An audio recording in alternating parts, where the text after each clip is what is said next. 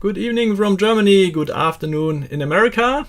And I'm back in a new trading week. It's Monday evening, and it's Power Hour, the last hour of trading. So let's see what happens today on an interesting Monday with no major news, but some interesting movements, especially in certain stocks like Tesla today. So we will have a look at Tesla, and we will also have a look at crude oil. So commodities were traded a lot today, especially natural gas and crude oil. So we will also have a look at these commodities, and I will be live for the next hour until the closing. And yeah, maybe we'll have some major movements. Let's see together what the markets are this week. Okay, at first let's see the news here. So at first, if you haven't subscribed to my channel, do it right now and activate the bell, so then you are informed for the next live streams, because I'm not able to send you personal notifications via direct messages every day. Therefore, just activate the bell and you will be informed by YouTube for every live stream. So today was nothing major, as you can see, only 2-star events, but this week we will have some major events. Let's see, for tomorrow there are only 2-star events, nothing really important, some speeches of FOMC members. But on Wednesday we will have here building permits. This will be early, 1.5 hours or 90 minutes before the market opens, building permits on Wednesday. And here more inflation data 1 hour before the market opens, core durable goods here. So Wednesday will be an important day, also because of initial jobless claims. Again, weekly number. I don't expect the number to be different from the last week. You see 225k is again the expectation. It takes some time until initial jobless claim numbers will change. But we will also have new home sales half an hour after the market opens. And yeah, this will be an important day in case of the major news. Thursday we will have some European news here, ECB news, but nothing important from the US. And yeah, Friday also nothing important from the US, but from Germany, German GDP. But yeah, the most important day with news is Wednesday. Let's see if I can live stream then. Yeah, I will see, I will inform you maybe on Tuesday evening when I'm going live on Wednesday, and if it's possible for me to live stream it, then we can see all this data together. If you are awake early and want to be live in my stream on Wednesday. Yeah, that's it with the major news. Let's see the stocks. At first, Nasdaq. Bring up this chart here. So this is the daily chart of Nasdaq Future, and you'll see we are again pulling back today, 0.9% today. So the last 3 days, Wednesday, Thursday, Friday, were red days. We had this huge green day last Tuesday, but it was more green on the opening than it was at the closing, and since then we are pulling back. You can see that we are at a 9 EMA, so exponential moving average for 9 days.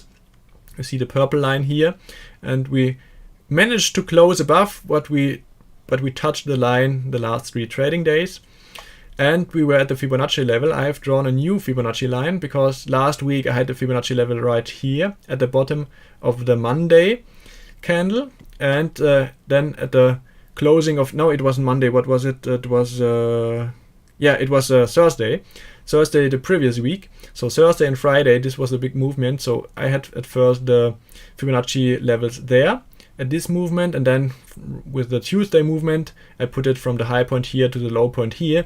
But now we have more than one trading week, and therefore I wanted to look on a higher time frame like here, and you see the whole movement was from this low point here to this high point here, and that's why I moved my Fibonacci levels to these, and you can see they fit really good to the previous levels here. There was a previous high point here, so this is now a Fibonacci level.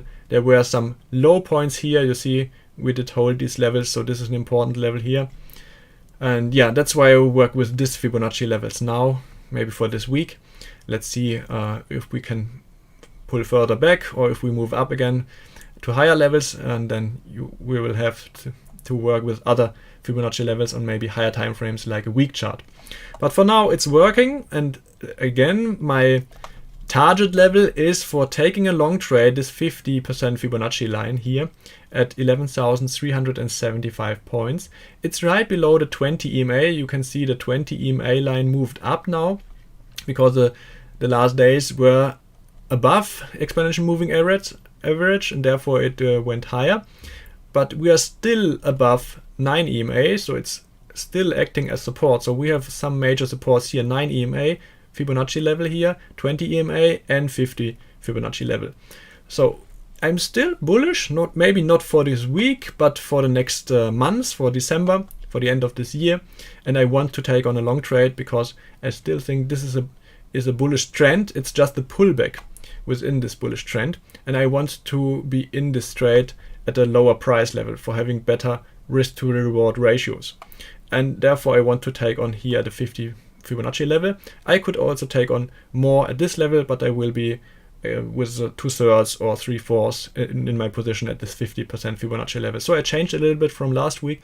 There I had the idea of having partial positions, 50% and 50%. But now I want to be at this level because it's a little bit lower level.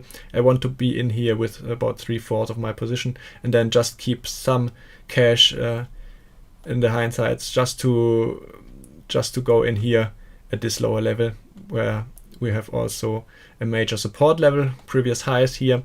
But I don't expect the price to go back like this. There must have been, there must be really bad news for pulling back like this. So I expect the price level to go here, so this 50% Fibonacci level, but at first we have to break through all these support levels here. But I won't trade it from the short side, so I don't want to trade against this main trend, this main uptrend. If you look on higher time frames, of course it's still a downtrend. It's still lower highs and lower lows. But here we are now in a sideways trading phase for more than a month, and it can be a change of direction. So here we had the pullback. Now this is phase 2, sideways trading, and then we are waiting for confirmation for the breakout and for the closing above 12,000 level at the end of a week. This will be important for confirmation phase 3, and then we will have further up moves, maybe up to the 13,000 level. You can see this was 12,976 points the last time on the September 13th. So this will be our target if we can close above the 12,000 level on a weekly basis. But we have to wait. You see, this was a major level here the last time, and again it rejected at this level. So this was the last time I took a short trade here. And Nasdaq, I didn't trade it since then. I have some other trades going on. We can talk about these because you've seen on my thumbnail Tesla. So let's talk about Tesla. Tesla went down 6.5% today, really heavy. It's really crazy because Nasdaq is only down 0.9%, but Tesla is down more than 6%. It's really heavy, even when they have a high beta. So they are moving more than the market is moving. But you see, again, this what we talked about last week. I told you Tesla is a weak stock. It will be weaker than the market, and it is exactly what happened. While the market was making highs in the sideways trading, Tesla was breaking down out of the sideways phase, and then this acted as a resistance level, the 200 line. And you see there I took on a short trade. I shorted a 240 strike call. We talked about this last week. It was on Tuesday when I took this trade. You can rewatch it in the recording. I had 2 live streams last Tuesday, in the morning and in the evening, my time, and I took on this trade right after the opening when we hit or were about the 200 level, because I said this is a major resistance level and I want to be short in Tesla, but not shorting the stock, but shorting an option and getting some volatility. And you see volatility went even higher today because of this major drop here of the stock. We made new lows again, lower than here on November 10th. So we were already discussing the next levels, because this was a major support level right here at 175, 180 was the support level. And we broke below today. So if we close below, and it seems like we are closing below this level, then this will mean further downside potential on a weekly basis. Let's see here on a week chart. So we already discussed this.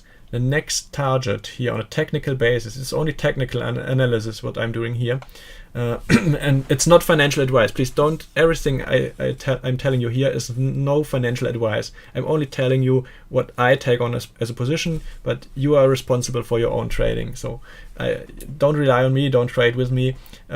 You always have to take on your own risk, the trades you trust in. So what I was talking about last week is that we have the next support level here at $125. And there's a lot of downside potential. You can still see these lines I've drawn last week. There was a 34-35% potential, and still now we have 29% potential. Yeah, so not 29, but maybe a little bit less, because we are 25 to 26% potential. So still a lot of room to the downside on a technical basis, because you see there is no major support. Yeah, okay, there are the previous highs here, but this is a 150 level, so there's still $18 to go to the 150 level, and then probably we will pull back to the next support level here at a 125. So let's see how far we can go to the downside. You can also draw a Fibonacci levels on this high time frame here, so you can see it on maybe on a monthly chart even better. So these are monthly candles now. So you can draw Fibonacci from the high point here to the low point here in COVID in March 20. So this was a big movement here. So from COVID lows, we went up, what was it, more than 1,400%. So it was a crazy move for Tesla in the last 2 years, and that's just normal that we are pulling back now with from such a major level. But you see now we're just pulling below this major Fibonacci level, 61.8%. So maybe we managed to close here, see some pullbacks. But the stock is weak at the moment, and therefore I think we will have further downside potential. And you see again here, 125 is my target, and you see right below at the 115 level is the next Fibonacci level, 76.4%. So therefore this is a good area for taking some profits if you are short in Tesla. And I wouldn't take on a long trade yet. So yeah, be prepared for everything, but I'm rather trading it short than long. I have no position right now, so my trade was closed. I can show you the profit. It was closed right away at the opening at 9:30 a.m. Eastern. I can show you here. So this was my trade. Here you see I sold I bought 2 Tesla calls. So I sold them in the first step last week on Tuesday, and I bought them back for 53 cents today, right at the opening. It's 3:30 p.m. my time, and I made $427. Yeah, it wasn't a big trade, of course, but for 1 week it's not bad. Yeah, and Tesla was moving further down, so this option is now worth, what is it worth? About 30 cents. So I could have made even more. So this is the option. You see, this is just today. This is a 5-minute chart. So you see right at the opening, it went down below 50 cents. Then it pulled further back at around 30 cents now. And I will just show you on a hourly chart. So you see from the last week, this was the opening on Monday last week. We were about $2. And I opened it at $2.68. So at this level on Tuesday. And you see we were pulling back these 80%, and at 80% I close out my trades. There would have still be some money to make, but I don't want to wait for 25 more days just to make the remaining 20%. So this would be stupid just to wait 25 more days if I have 80% after 1 week. And that's why I close out my trades at 80%, because I cannot make more than the premium I got when I sold the option. So 100% is the max I can make when selling option premium, and therefore I close my trades when I reach 80%, and so the remaining value is 20% of the option price when I sold it. And yeah, this happened right away when the market opened. So, but it has still potential to go down. I didn't expect Tesla to be so weak, but all the news we get every day from Twitter are so bad. Now Elon Musk brought back Trump's account. So, but Trump doesn't want to tweet anymore. So he wanted to stay on Truth Social on his own platform. Yeah, these are no good news.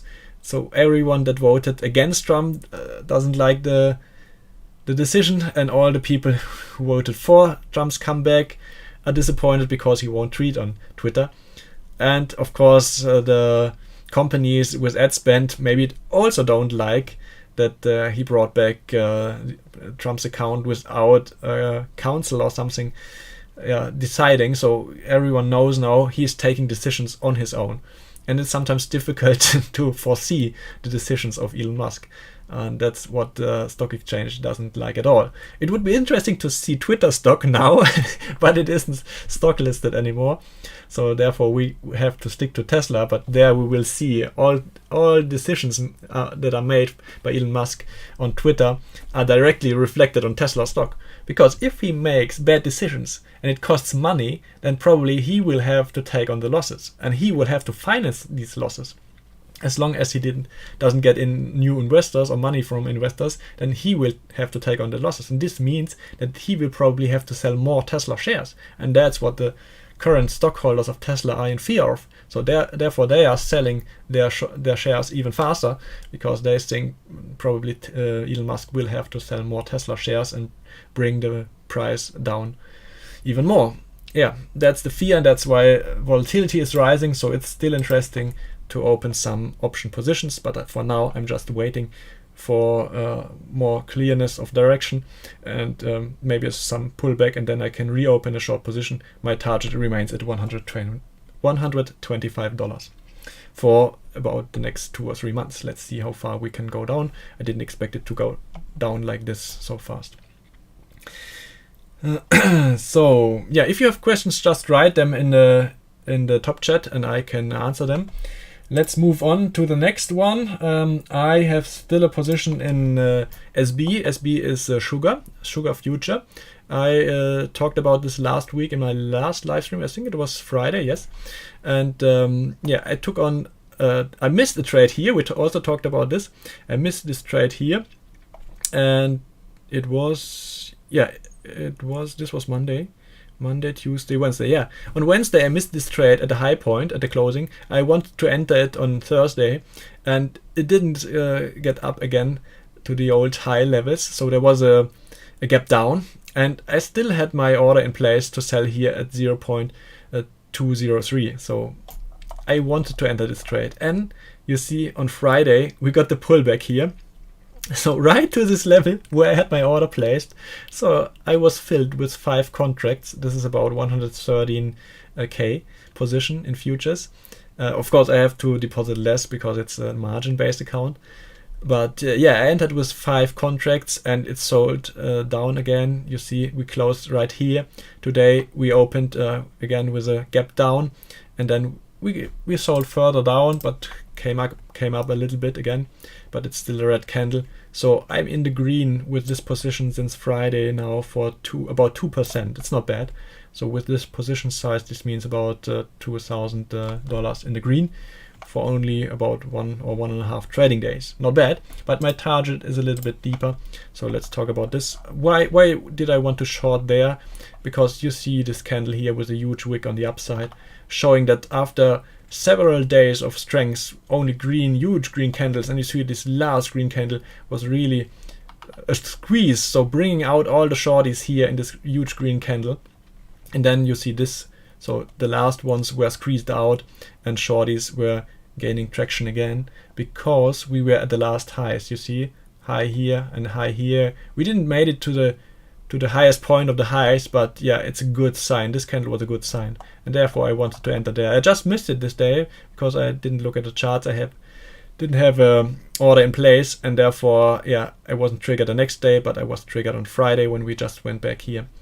And yeah, I'm still in the position, and I aim to here this level 0.19. This is the minimum target I want to make. This is 50% Fibonacci level, as you see, 50% of this price movement here. And it's right above the last high. You see here the last high was 0.1894, so right below the 0.19. This is where I want to take out half of the position, and the rest I want to let run. maybe here or here. Let's see how far we can go down. But when I have taken out half of the position, yeah, I have a lot of room to the upside, and this will still be profitable with the second half of the position. Let's see if it's the right direction or if we will move up again tomorrow. But for now, it's looking pretty good for sugar to the downside. Yeah, and Ralph is writing his sugar target is 18.96. Yeah, this is the last, right about the last high here, 18.94.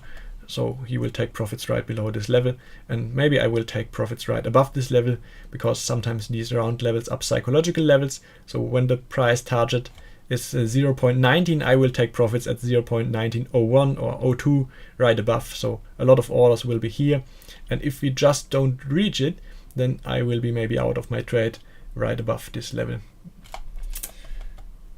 Yeah, next one. The more interesting thing today was crude oil.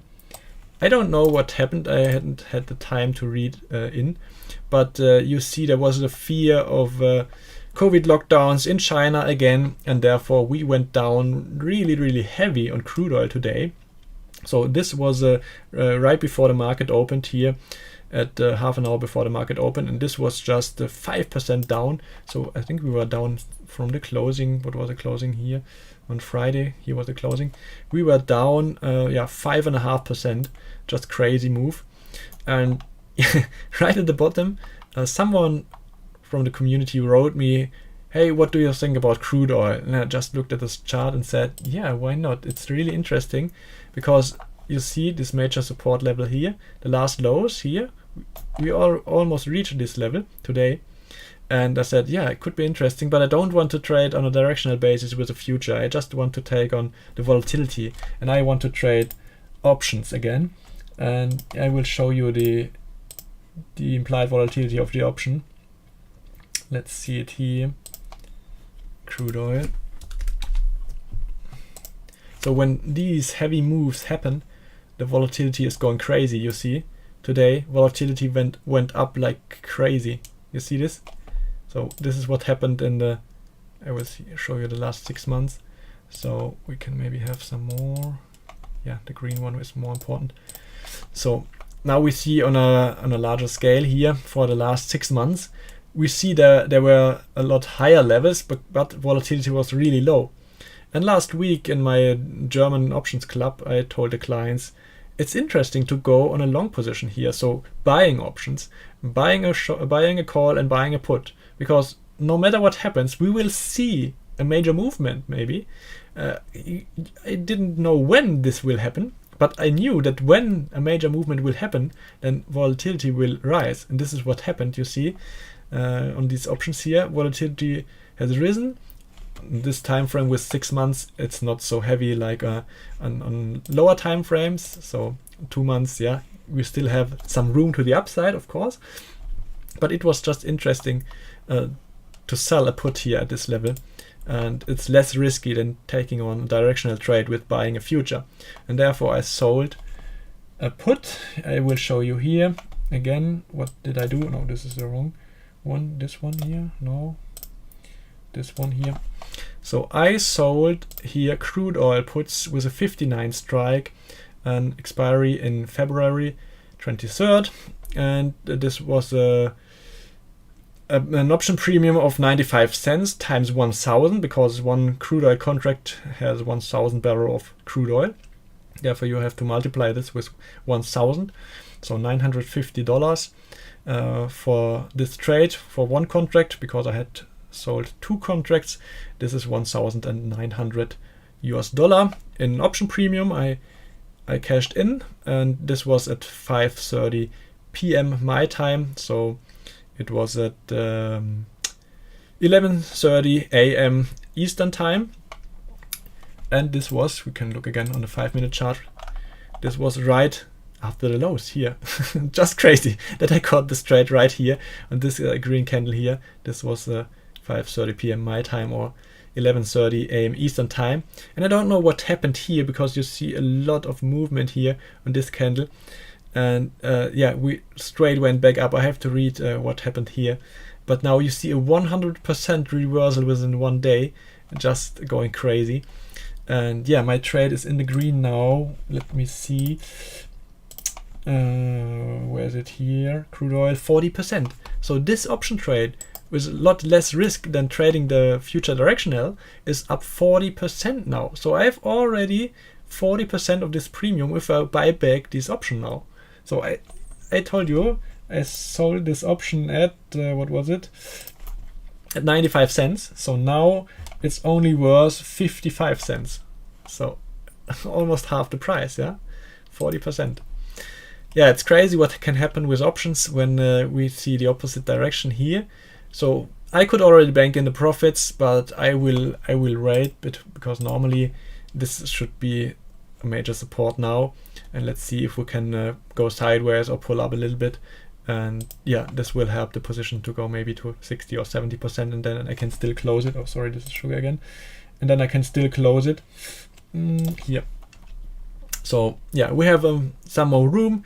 It's not so risky anymore because delta is going down. I sold a delta 10 option. This 59 strike was a delta 10 option, and now the delta went down to only 3. So yeah, this means that the option will win or lose 3 cents per every dollar crude oil price is moving. And before it was 10 cents. So it's only 1/3 of the risk anymore. So yeah, that's why I will stay in this position, because every day with theta decay is playing in my favor. So every day that nothing changes, that crude oil price will stay the same, volatility expectations, implied volatility will stay the same. Every day this option will lose 3.8 cents per day. So yeah, it's still interesting to be in this position because I will win more than 10% of the action of the current option price, because the current option price is, no, it's not, sorry, this is crude oil here. It will win 2 cents per day, and this is about 4% of the current option price from 55 cents. So it's just interesting to stay in this position because yeah, theta decay is in my favor because I didn't buy an option, because I sold an option. Yeah, that's the interesting thing for crude oil. Let's have a look at natural gas and then move back to the markets for the last half an hour. Natural gas, where's my chart here? Natural gas. I have so many charts open here. Where is it? Crude oil, natural gas. We can also look at the wicks. There was some interesting thing to see. We opened up with a gap up, but then we went down. Market was pulling down, but wicks was also pulling down. Interesting to see that there's less fear now. But you see, we are at the lows now from Friday, 1 week before. So this is an interesting sign to see, because Euro USD was pulling down. You see, I'm now in the green with my short position. I still have this short position on. We talked about this last week. I expected the markets to come down, but I didn't want to trade directionally on Nasdaq futures, but I shorted instead Euro USD. So I bet on a weakening of the euro and the strengthening of the US dollar, and this happened now. I was a little bit too early in this trade, as you can see, but now we went below the last lows here. So yeah, it's looking better now. Yeah, I have my target right here at the 1.02. Let's see if we can reach it maybe tonight or tomorrow, and then I will bank in my profits. And yeah, just watching what will happen with the markets until we reach my levels where I will go long in Nasdaq again. So now back to natural gas. Where's my natural gas chart? Here, first chart. And you see here today 6.4% in the green. So natural gas is really sometimes what we call a widow maker because of the huge movements. You see a lot of volume was traded today. And sometimes you just see the opposite direction, because here there was no down movement like in crude oil. The price went straight up to the upside 1 hour before the market opened, or 90 minutes before the market opened. You can see this strong push to the upside, small pullbacks, push to the upside, small pullback, push to the upside. Let's see if we can hold these levels here. But sometimes in natural gas we have just like this, pushing up, pulling down, pushing up, pulling down. And this can happen again here. And the interesting thing is that the volatility is a lot higher than in crude oil. So let's see this here from natural gas, the volatility in the options. So this means even more premium on natural gas options. But I already had a position, we talked about this last week. I sold a 3.70 strike put because there was a high implied volatility, and I was again on the right side because prices went up. Okay, volatility went up, so this is going against me with the volatility, but this position now I opened, I think it was also like Tesla last Tuesday, is now in the green 29%. So for one trading week, 29%, it's not bad. And there's still 66 days remaining until expiry for this option trade with a $3.70 strike. And yeah, that's the interesting thing when trading with options. You don't have to be on the right side. You can also trade when it's going against you, but you will have to just take into account that there are several factors moving the option price, like implied volatility, theta decay, and so on. And here the price movement was in my favor, so the price went up, so delta played in my favor because I sold a put, and therefore this put has now less value, and I can buy it back for less amount of money, and I would make 29% gains. But I will still hold these for a buyback at 80% in the green. Let's see how far natural gas will pull up. You can see that there are really high prices paid for natural gas options at the moment, because you have seen the implied volatility. It's really going crazy at the moment because winter is coming now, and a lot of people fear that there will be winter storms and so on, and therefore shortages of natural gas maybe. And yeah, I'm mainly trading 60 to 80 days until expiry. And here we see the 66 days. This is what I have the position on. This is the expiry of the option on January 23rd on a February future. So here you see the future. This is the January is the current front months at the moment, trading at $7.15. And the January option is trading on a February future. So here you see the price for the February future. It's a little bit lower at $6.89. And here you can see how far we can move to the upside when we want to sell a delta 10 call. So at the moment I have a delta 10 put, but if you want to sell a delta 10 call, you can move up to $21.50, and the current price is $6.90. So $21.50, just crazy, for a delta 10 call. And you will still get here, $1,700 premium. Because here the contract size is 10,000, not 1,000 like in crude oil, but 10,000. So this is just crazy. So you have to have a big account to trade this, because you will need a lot of margin for trading this naked short. But you can also trade it as a bear call spread and have less risk and less margin in play when you just buy another call, a higher call like here, maybe the 22 or 22.50, and then you can still make money with this strategy. For example, selling this delta 10 call here and buying this delta 9 call here. So this will make you about maybe 1.5 or 2 cents here times 10,000. So you will still make a decent amount of money in premium, but you will have only a delta of 1. So even if natural gas prices are moving higher, you won't really feel this, because you have only a delta of 1. This means every dollar natural gas prices are moving up, you can only feel this with 1 cent. So it's almost nothing in the option. Yeah. But you will need more time to gain this money, because you will have theta decay working against you on this long call option here. This is called a bear call spread. You see here bear spread. So you will make money as long as the price stays the same or goes down if you take on this position. But at the moment I only have a short put, so it's in my favor when prices stay the same or move higher. But what I want to see is volatility coming down. And if natural gas prices are rising, volatility isn't going down, but it's going to the upside. Yeah. What a day today. Yeah, what a day today with crude oil. Yeah, it's just crazy. Just crazy with crude oil. Let's see how this is moving on. The settlement is only finished for 1 hour before. We had the settlement in crude oil. This is 8:30 my time is the settlement here PM. This is at 2:30 PM Eastern time. Yeah, and yeah, now there shouldn't be a lot of movement here for the next hours, but let's see where we open tomorrow and which movement we will see tomorrow. How do you trade options on crude? Any chance for a full explanation when you have a chance? Yeah, I will probably need more than 1 hour of live streaming to explain how options work. But this was just a small introduction. If you have some basic knowledge already, you could have understand what I was talking about.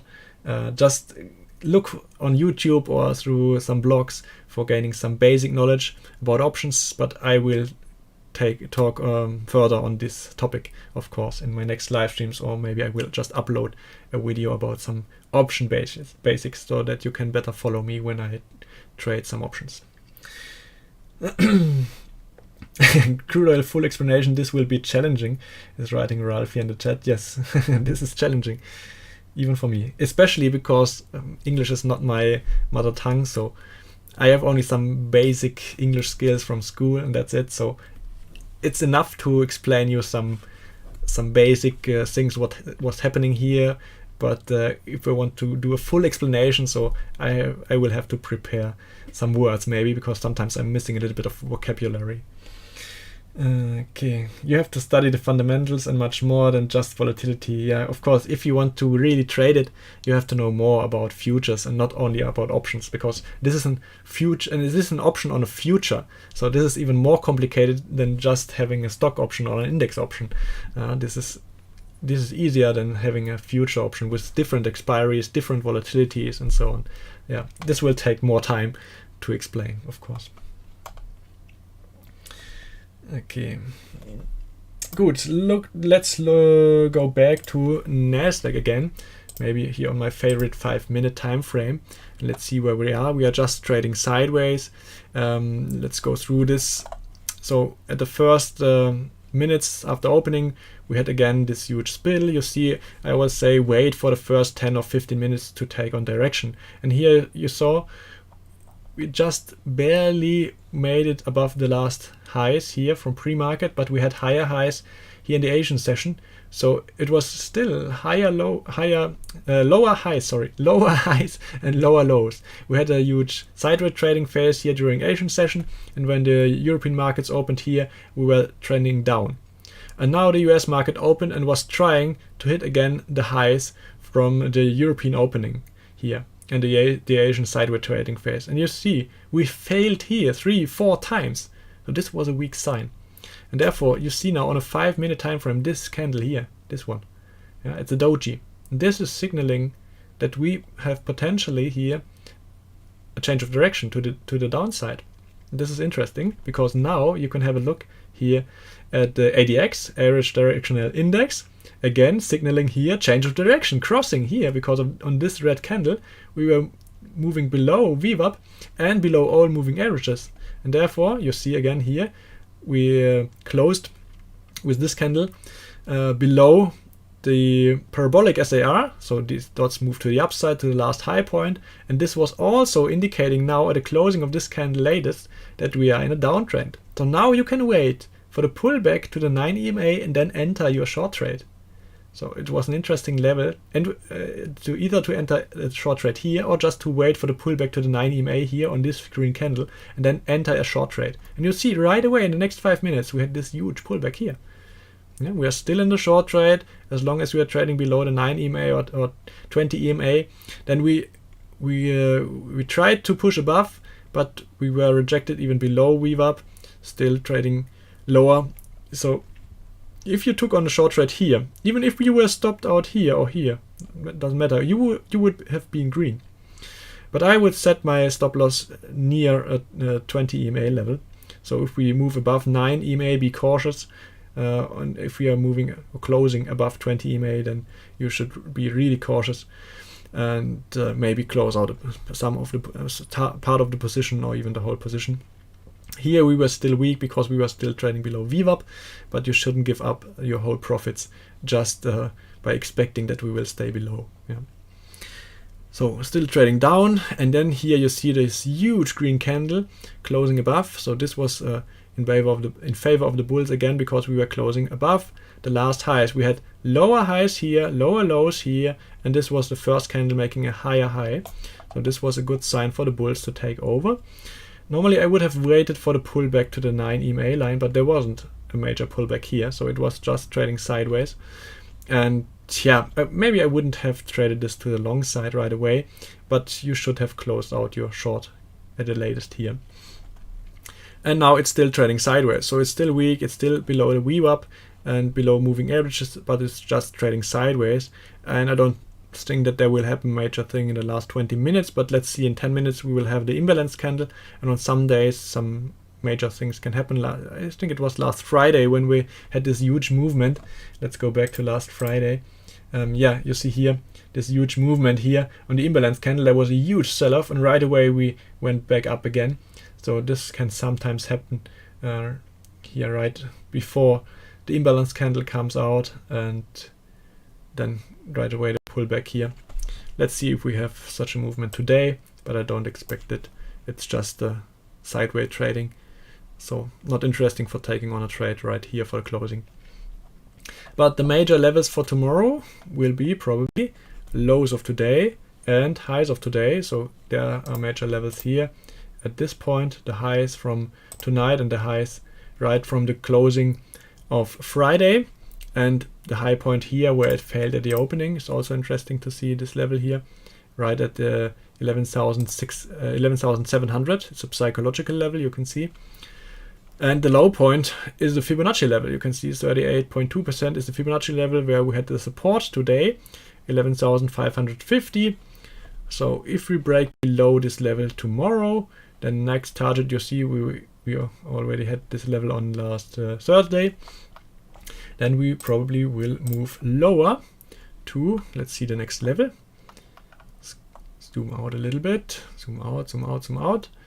So again, yeah, there is no major support level, and the next target would be right away my 50% Fibonacci on a hourly candle. This is an hourly chart. You see the last support level was here last Thursday, the low. We hit it again today, and probably on the next attempt, maybe tomorrow, we'll see the breakthrough, and then we will hit the next support level, and this is considered to be my Fibonacci level, the 50% Fibonacci at 11,373. Yeah. It's not an exact Scientology. It's a science. It's not an exact science, but yeah, probably this will be the important level to the downside. And if it doesn't hold, then this will be the next level here. So there are no major supports here because this was a huge and heavy rush to the upside. But yeah, I'm confident that we will reach this 50% Fibonacci level within the next 2 days. So I wouldn't trade it to the short side again, but yeah, you could of course you can trade it, because then when we are making lower lows here, this was a last low, this was a low. When we break below, then there is a huge potential for further pullbacks, because a lot of stop losses will be triggered here around this level at 11,500. Therefore, you could trade it to the downside for 150 points maybe. Yeah, this is the interesting thing. I have prepared my levels for a buy-in, so I don't have to sit in front of my screen and wait for this level to come. When it's there, I will buy in, and if not, then I will just wait and see. I have enough other possibilities. Like Costolani was saying, you don't have to rush in a trade or to run after a streetcar or a stock chance, because every day, every time, you have new chances. So like today, we had the chance with crude oil, we had the chance with Tesla, and so on. Yeah, every day new chances. You just have to keep your eyes open and to analyze. Yeah, that's what you have to have. You have to analyze and to maybe draw some lines to see some major levels, and then come back one day or 1 week later and see again what the important levels are. If you have a better risk reward margin, just to trade it. That's the important thing. 80% is keeping patient, just waiting. Yeah, not waiting in front of your screen, but being prepared and wait for the levels to come. Rocket science. Yeah. Some say it's rocket science. Options are rocket science, but it's not. It's easier than this. It's not an easy topic, of course. You have to have some basic knowledge about the stock market, maybe future market if you want to trade options on futures. But it's not rocket science, so it's easier than rocket science to trade options. some just trade options without basic knowledge, but I can guarantee you that it won't go really good. It won't go well. Yeah, these people will fail within weeks or days, because if you don't have the knowledge about tether decay or volatility crush, then yeah, you can't be profitable for a longer time. You need to know these basics.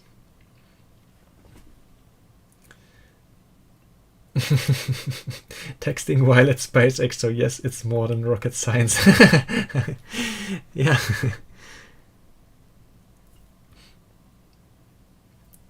At market open, what do you mean by this question, at market open? Please explain the imbalance candle you mentioned. The imbalance candle is the 10 minutes before the closing is shown how many shares aren't paired yet. So if there's a big imbalance between buyers and sellers, so then we know that market makers on the stock exchanges have to pair these trades, because there are still remaining a lot of buyers or sellers in the order book, and they want to match these shares.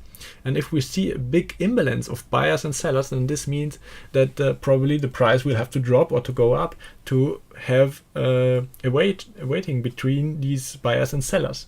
So that there is again equality between these two sides. And this is what we have to wait for and to see in 4 minutes, the imbalance candle, like I call it, because then we will see major movements. It was heavier during COVID because there was no floor trading, so everyone was just trading at their computer from home. And then we had huge imbalance candles. It's not so heavy in these days anymore, but we can still see some major movements and volume coming in 10 minutes before the closing because of the publishing of these imbalances. So the first level you will be in is 11,370. Yes, I can show you again on a higher time frame, like our chart here. 11,373 is my level here I want to be in. So I have my entry point at 11,375. So just 2 points above this 50% Fibonacci level. But maybe we will just pull back below and then go up again, like here the last time.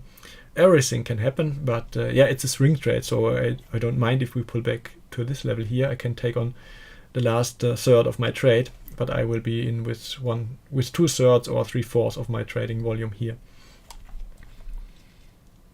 Yeah, no long trade before this level, exactly. But I also won't trade it to the short side, just sit and wait. Yeah, and you can clearly see on our chart here now parabolic SAR. Yeah, it was in a long downtrend, then here this uptrend, but it was more sideways trading, as you can see, and then downtrend again. We are still in this downtrend as long as we don't close below above this parabolic dot here. So just wait and see. We can go on a 1 minute chart just to see here better the movement of the imbalance candle, coming out in about 2 minutes. We have still time to write some questions down in the chat. I can answer for you. How many ticks you usually look for per trade when trading Nasdaq? What do you mean, Paula, by this question? How many ticks? I'm normally trading on a 5 and 15 minute time frame, so I don't look on tick charts. So I trade on higher time frames. It's really seldom that I take on day trades in Nasdaq Future. Normally I day trade SPX options with 0 days till expiry, so same day expiry. But I haven't traded it today. I just started this strategy for 1.5 weeks, and yeah, I'm still looking how it's playing out. But I don't trade on a tick chart here with Nasdaq Futures.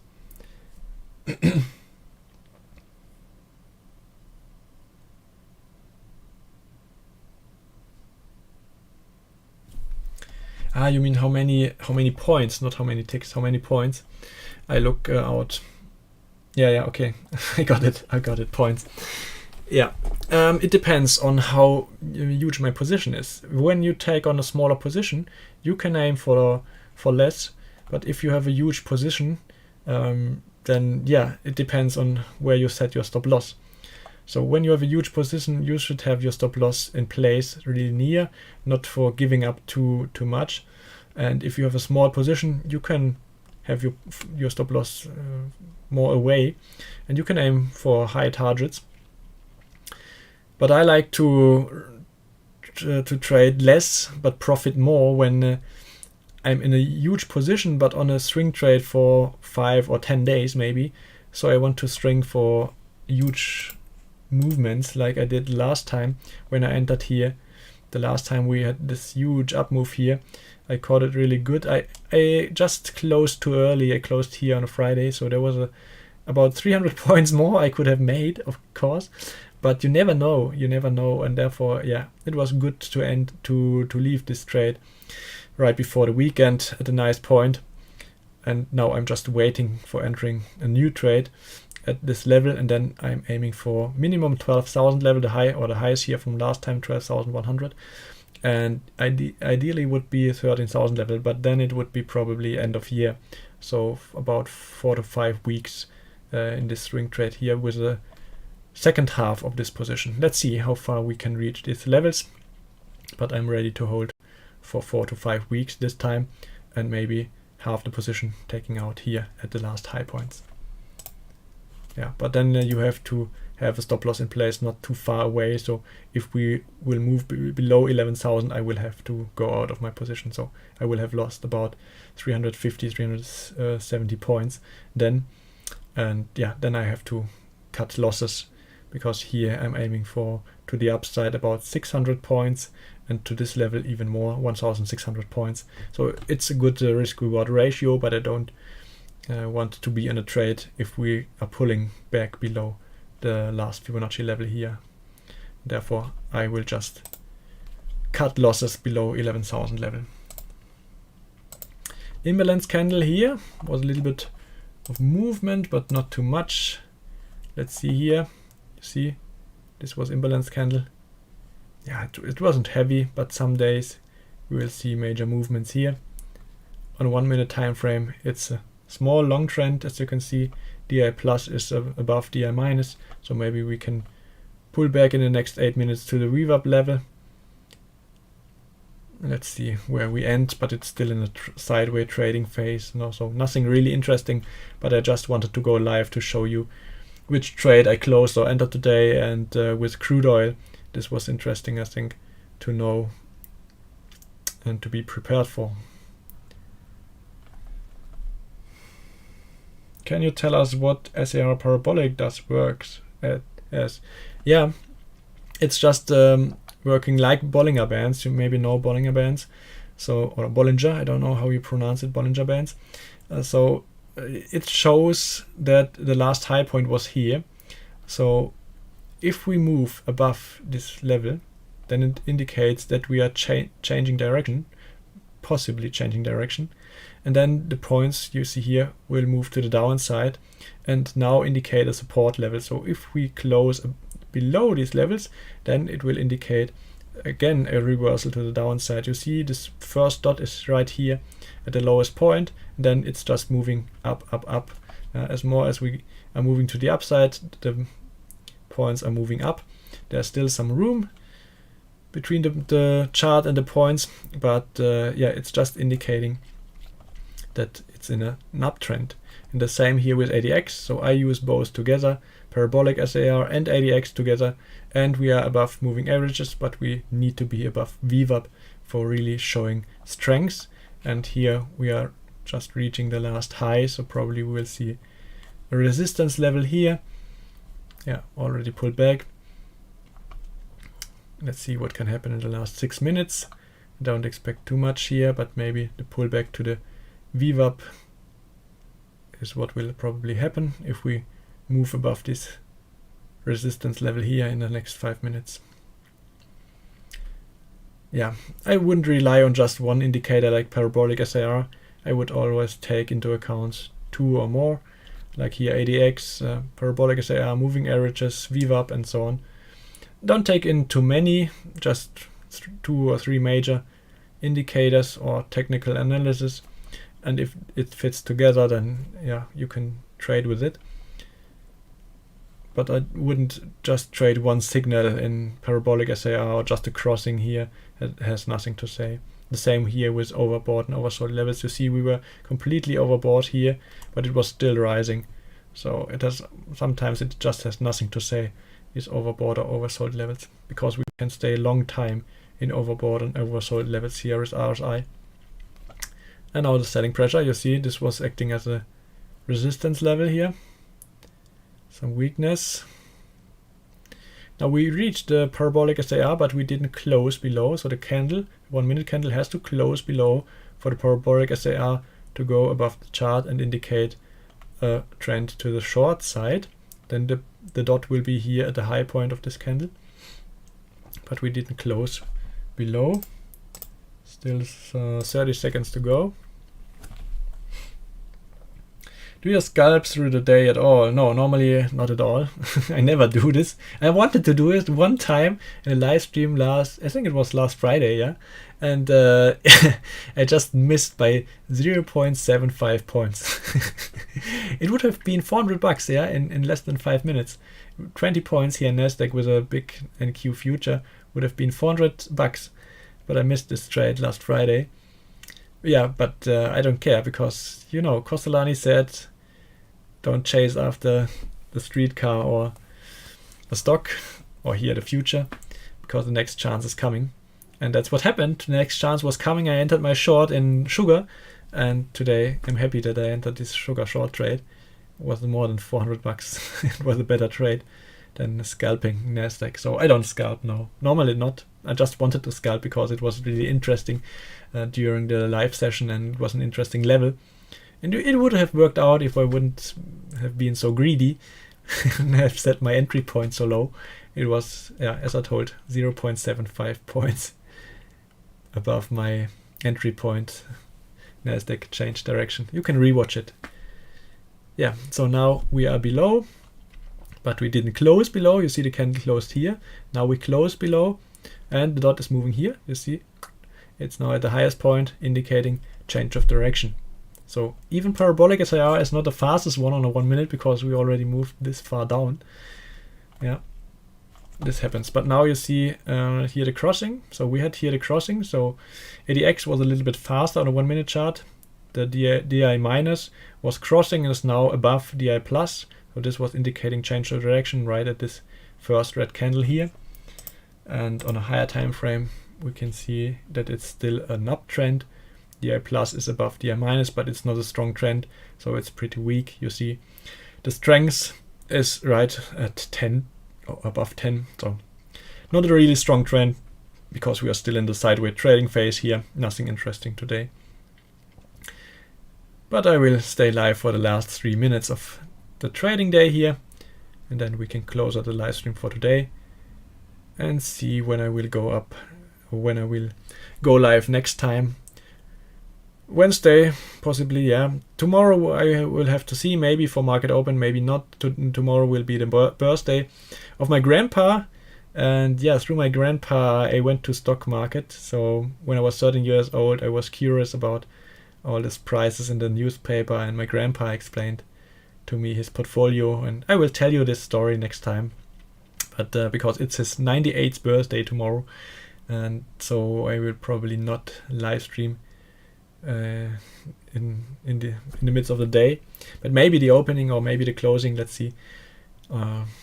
Yeah, this birthday will be at 6 p.m. But yeah, he's 98 years old, so he will go to bed early, and I will have maybe the time for the closing. If there's something interesting, I will live stream. If not, then not.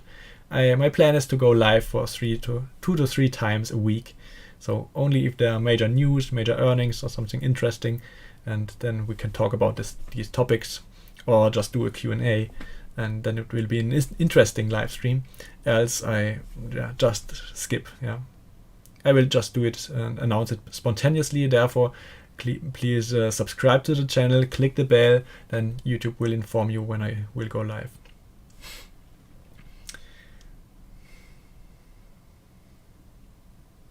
Too early, yeah. Yeah, you can rewatch it. It will stay live, so you can also rewatch it, even if it's too early for you. Yeah, 1 minute until the closing. and then we will see how the day ends, probably with -1% today. Last 10 seconds of the trading day. No major news.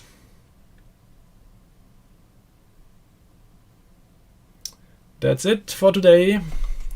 -1% in Nasdaq. Still downtrending, but we closed right at the 9 EMA level. So let's see if we can hold or if we are pulling further down, but it's looking pretty weak with the last days. So yeah, maybe we will reach my target point tomorrow or the day after tomorrow. Let's be patient and wait for it. Thank you for watching. Thank you for your questions, and see you next time. Goodbye. Have a nice day. Have a nice evening.